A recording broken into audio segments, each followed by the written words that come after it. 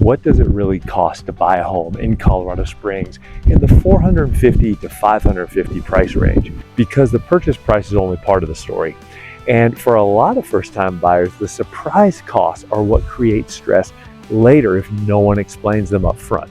Today, I'm breaking down the real all-in cost of buying a home in Colorado Springs at this price point so you can decide if it actually fits your budget and your life before you fall in love with the house.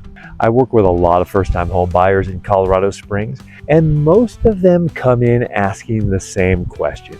Can we afford a $500,000 home? The better question is, what does owning a $500,000 home actually cost month to month and upfront? So let's walk through this step by step in plain language. First, let's talk about obvious one, the purchase price. In the $450,000 to $550,000 price range in Colorado Springs, most buyers are looking at newer, updated single-family homes, often in established neighborhoods or growing areas around the city. This range is very common in buyers moving up from renting or buying their first long-term family home. But the purchase price alone doesn't tell you what your payment will be. Your monthly house payment is made up of 4 pieces: principal, interest, taxes, and insurance.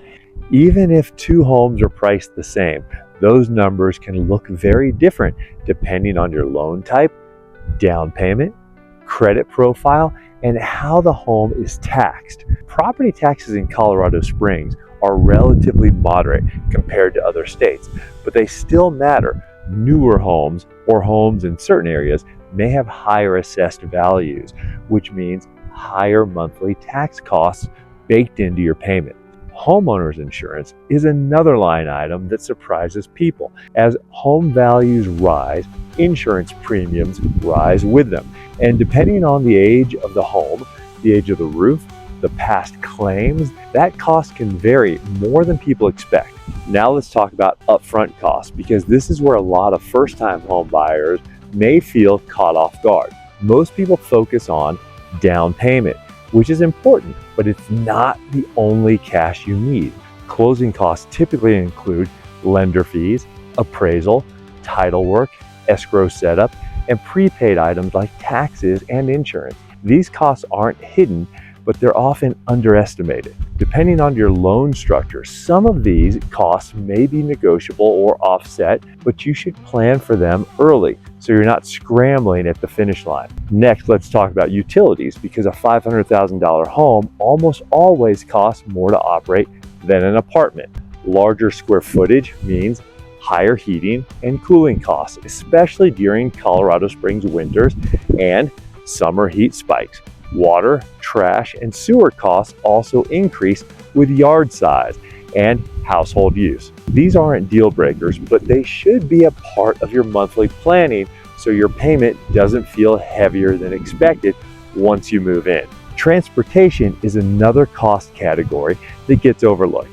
In this price range, some buyers choose homes that trade a slightly longer commute for more space or newer construction. That can mean higher fuel costs or more time on the road each week, which is a real lifestyle cost, even if it's not on a bill.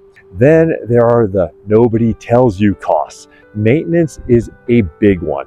Even newer homes need upkeep. Filters, lawn care, small repairs, and seasonal maintenance add up over time.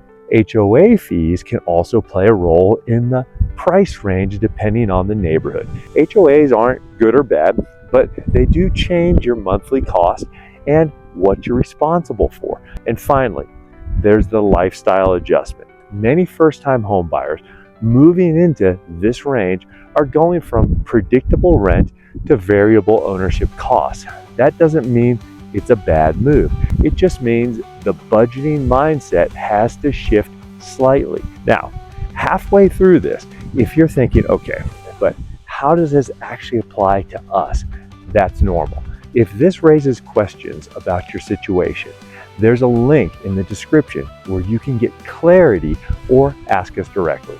The real cost of buying the $450,000 to $550,000 price range isn't about stretching, it's about planning. Buyers who feel confident are the ones who understand the full picture before they write an offer. One common misconception I hear is, if we can qualify, we'll be fine.